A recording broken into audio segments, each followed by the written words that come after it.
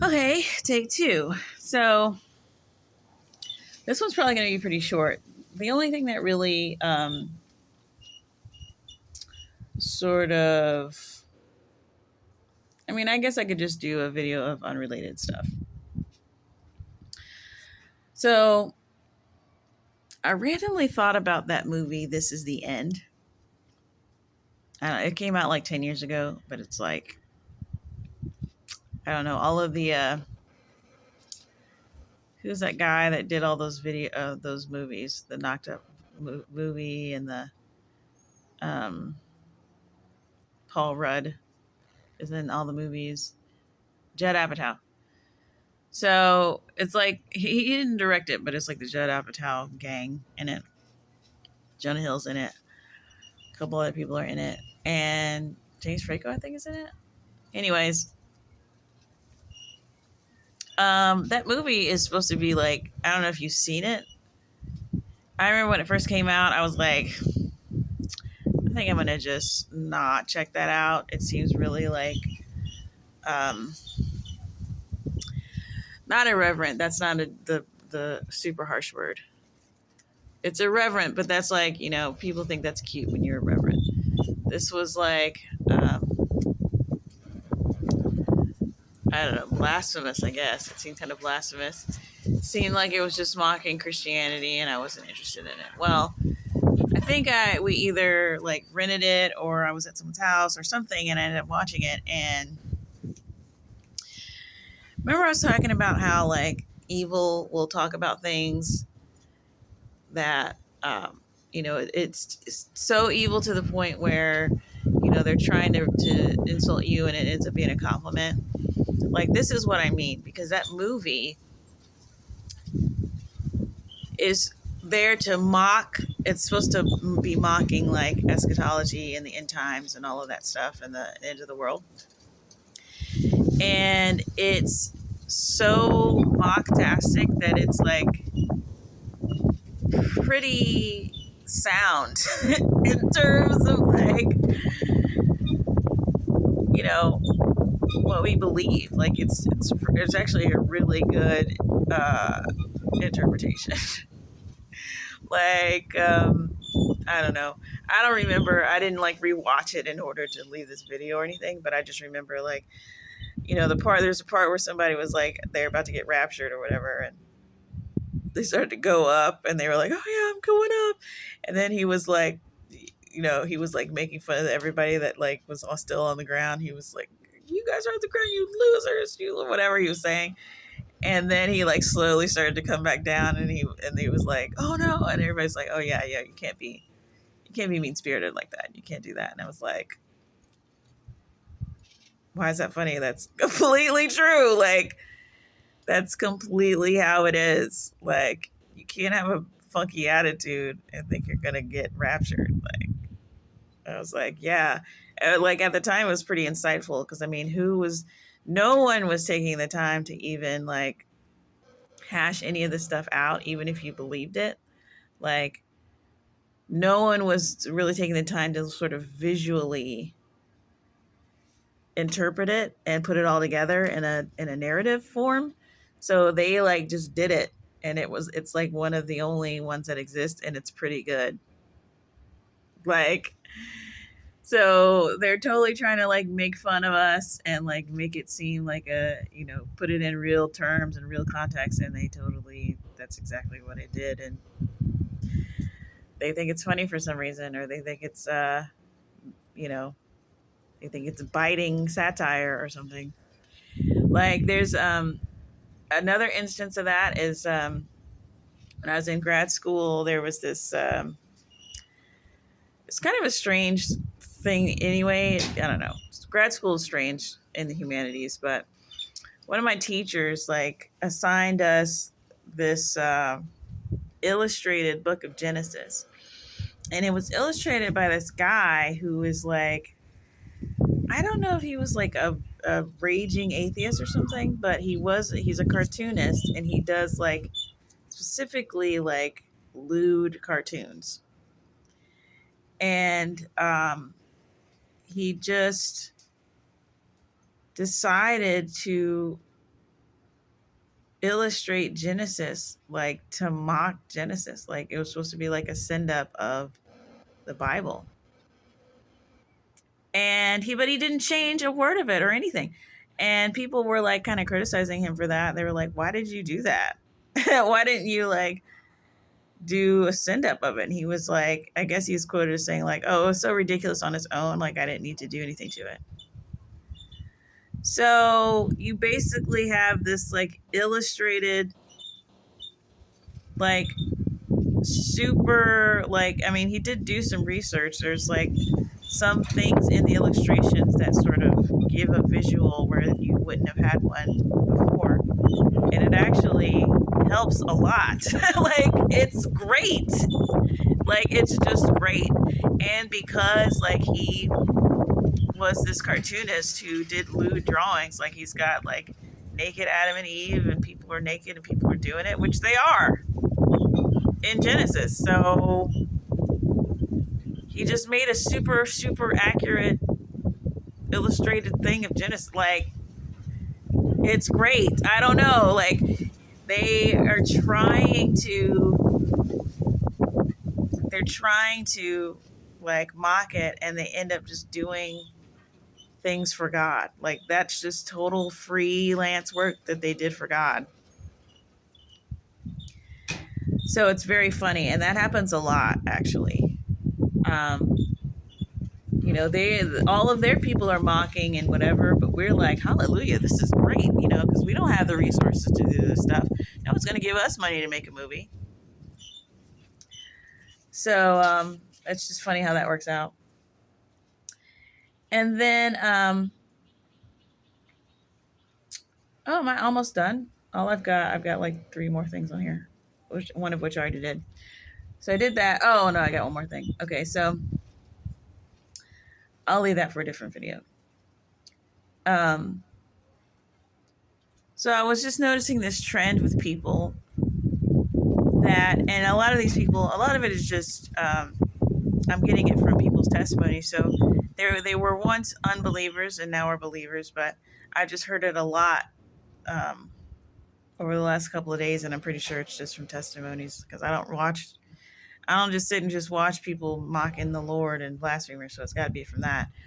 But the whole idea that, you know, you hear about the word of the Bible, or you hear about the Bible, you hear about like what the God of the Bible is like, and then you decide that he's not real. Like, when you're like, oh yeah, no, that's not real. And of course, if you were to question somebody who says that, they're going to tell you, well, because, you know, he does this and then he does this, or why would he believe this, or why would he let people do this, X, Y, and Z. So it's like, it's not that they don't think he's real because there's no evidence that he is real. They don't like him. So it's just like, okay, so he can't be real because you don't like him. And because you don't feel like you would ever dislike the creator of the universe because you like everybody, then he must not be real. I mean, that's basically what you're doing, which is just the most irrational, unscientific way of doing it. Like, and that's why it's so hard to unravel, and I don't suggest that anyone try, because that's basically what you're saying. It's like, well, I don't believe the God of the Bible will run out. Well, but because why would he do such and such? Okay, so you don't understand his reasoning, and when I explain it to you, it makes you hate it even more, and you just go, yeah, there's no way that's true. Because I like this place. The sky is blue and it's warm and it's nice. I don't like that guy, so he must not be real. And it's just like, okay, well, that's not how it works. But yeah, I just noticed that. It's like, it's not that that you don't think that the God of the Bible is real. You don't like him, and you can't, and your cognitive dissonance is I can't be in a spot where I don't like the guy that needs me to believe in him for me to have eternal life. Like, that's not, no, that can't be what's going on. Because that would be super uncomfortable. That I don't like the person. The only person that is demanding, or the only person that wants my adoration, I can't give it to them, in order to get the thing that I want, which is everything that's good about life. So, never mind. What else you got? And then I've been meaning to tell y'all, communists and y'all lovers of communism. And of course, I don't have my Bible with me. But there was one time where communism worked. There was one time where it worked. And it was with the Christians, the early church. It's the only time it's ever worked. And I would get out the exact thing, but it's in Acts. It's talking about the very first church that ever existed. And it literally says, first it says that they sold land and any possessions, and they brought the proceeds to the feet of the apostles, and everything was distributed among the congregation as they had needs, to the point where there were no needs among them. Like, I read that the other day and I was like, there were literally no needs among anybody in the church. And do you know what happened? It brought about world peace. Oh, wait, no, it didn't. People started hunting them down. So, communism is not the answer. Stop chasing the isms. None of the isms are going to help. What comes out of the heart, what comes out of a man, is what defiles him. So, there's nothing you can put on the outside of this thing to make it better. The only thing you can do is have God change your heart and be born again. And then you're going to have to wait till you get to the next place, because it ain't going to happen here. It ain't going to happen here. You're just going to have to tell as many people as you can about the next place. And yeah, you might get to the place where the best you can do is among the believers. I mean, that was literally the best that it's ever been. Oh, and by the way, among that same group of believers where it was the best that it's ever been, and there was literally no need among them, and people were selling things, a couple of liars tried to come in and say, let's sell a piece of land but keep the money for ourselves, but tell them that we sold it and, whatever, which is so unnecessary. And guess what? They died among the congregation. Peter was like, because the Spirit just told him the whole thing. And Peter was like, did you keep some of the money? And they were like, no. Or the husband, separately, the husband was like, no. And Peter's like, listen, I know that you're lying. You're not lying to me. You're lying to the Spirit. And he fell down dead. So if you want to be able to have communism work, you can't do any lying. It's like the what you're asking for, what you're asking to do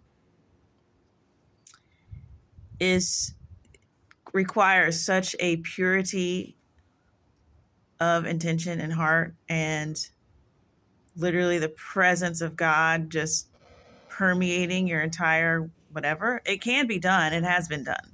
But that's what it's going to require.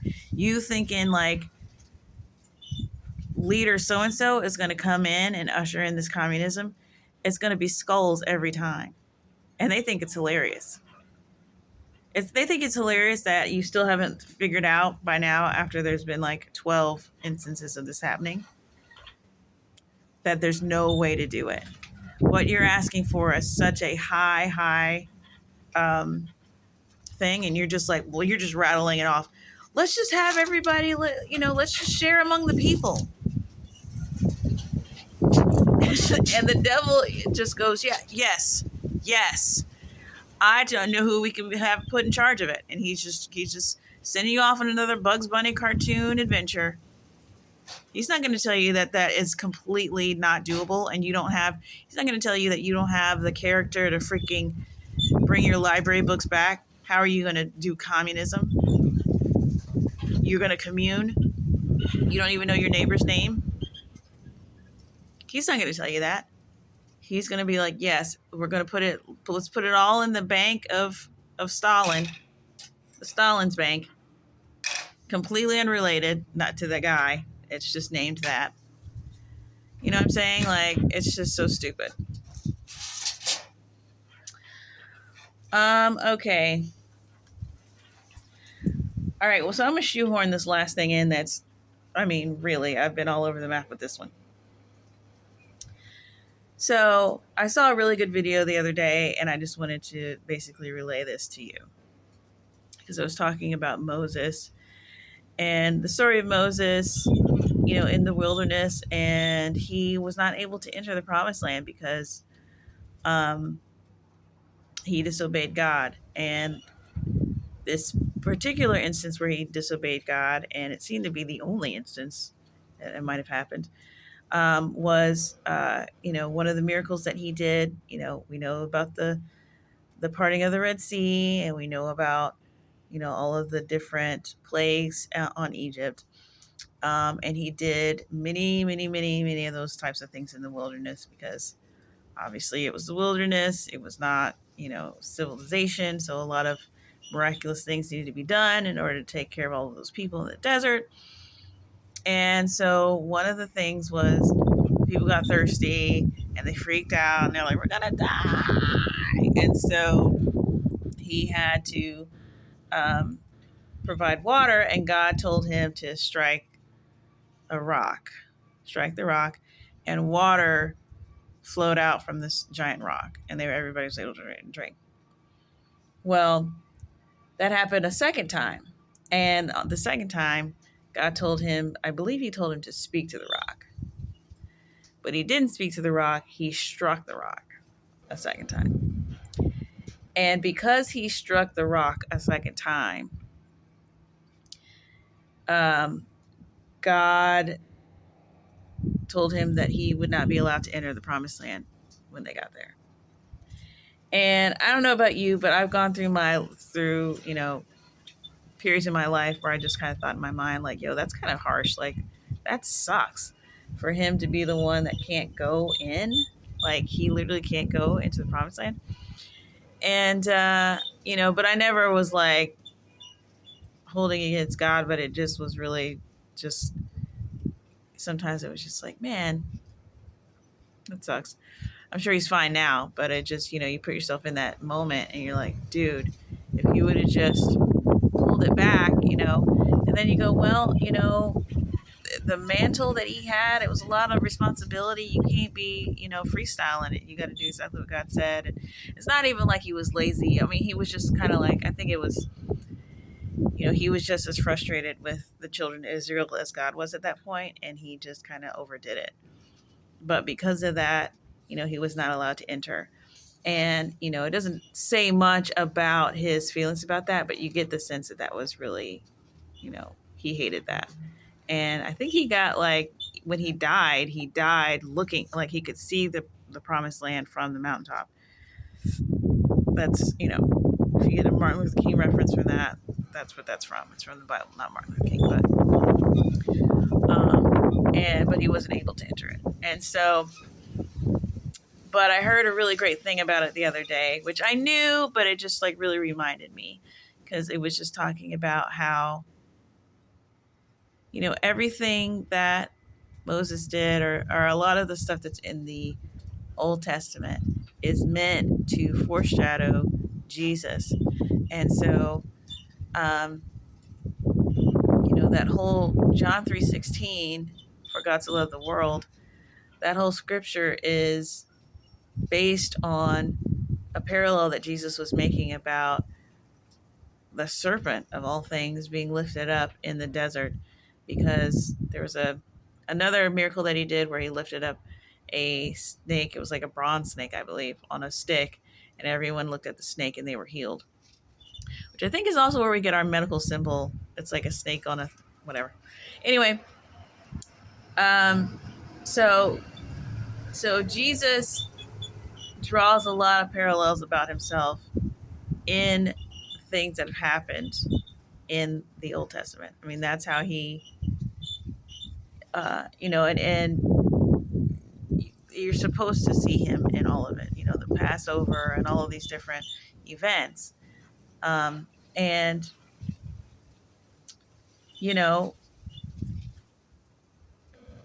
the whole striking of the rock and getting the water from the rock, it's a lot of, I don't know if you're up on your biblical metaphors and literary devices or whatever, but Jesus being a rock, Jesus being water, being bread, resurrection, shepherd, door, all of these things, right?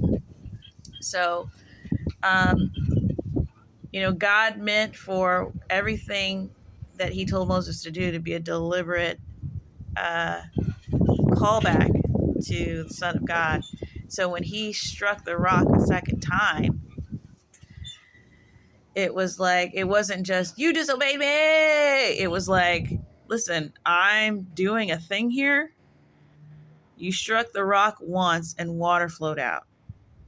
Like, I'm using this later. Like, I know this is going to be like thousands of years after you, whatever, but I'm doing this thing later. You cannot strike the rock 2 times. Like, I'm trying to build something with all this, and Moses just thinks he's going along in his one life. And it's just about his current moment. And, this is the most important thing that's ever going to happen, is him freeing his people and getting them to the promised land. And so, I don't know. I just really think it's interesting. Like, when you see the entire picture, it's like to be able to see the entire picture of one action and why God had to treat it that way. And I mean, Moses didn't have to step down. And even just the way that he chose to discipline that, I just love, Moses still maintained his calling of what he was doing, but that was a harsh punishment. Like, it's almost like a perfect punishment. Like, not even harsh. It's like, it was perfectly severe to show the seriousness of the situation, and to the point where when you see what God was trying to do and how Moses had just sort of veered off from this tapestry that God is trying to weave, like, it's like, in that way, it was really just kind of this little love tap, but it's like, that just through the mistake, that God had a plan. It was like the way that he treated that misstep. It wasn't just like, oh, never mind, let's move on. Like, it was like, no, like, big cross out X, like, this is not part of the thing. Because Jesus was struck once, and that was it. And that's where he was going with it. He wasn't just telling him to do some cool magic trick at the time. So I love how God corrected that and really just made this serious footnote in, that wasn't what I told him to do, guys. Like, don't, so that the people who were reading the story that came after it, who needed to see the parallels, could see, like, yes, this is what Moses did, but this is not what I meant for him to do, and he got reprimanded for it, and we corrected the situation. Like, it's just like God leaving his customer service notes or something. Like, I don't know, it's just really interesting. So I don't know why I said that, or why I just thought that was like super, super interesting. Like, it just spoke to me as far as like just seeing how the mistake was far reaching. Like, and just how he didn't know. God didn't tell him. He wasn't responsible for it. And God didn't let him in on why he, was so harsh about that. And, there was plenty of other explanations that could go in that place. But when you see that ultimately it was because he was leaving a record, and everything else up to that point had been perfectly laid out. Um, he had to punish that. It's like God's job is hard, but like he totally has got it under control. Like I don't know why you would choose to put like these, like, just the idea of putting these little like breaking down every huge task into these little billionths of a job and giving everybody a job, like from the least to the greatest, is the most insane administration like I've ever seen. Like, he's doing this, like he's doing it with angels, he's doing it with demons, probably he's doing it with humans. It's just like, look, you take this thimble of water and you take it over there and just here. And then someone else is doing another job. Someone else. I mean, it seems really like a super waste of time. But I mean, if you live in an infinite, like, what even is that? So I don't know, man. It just is like, it's just mind blowing. Just mind blowing. And like everything you're doing is like multi-layered. It's for now, it's for later, it's for forever. Like, it's just too much. All right. I promise I'm not high or anything. That's just me talking. All right. That's enough babble for today. I will see you guys later. Bye.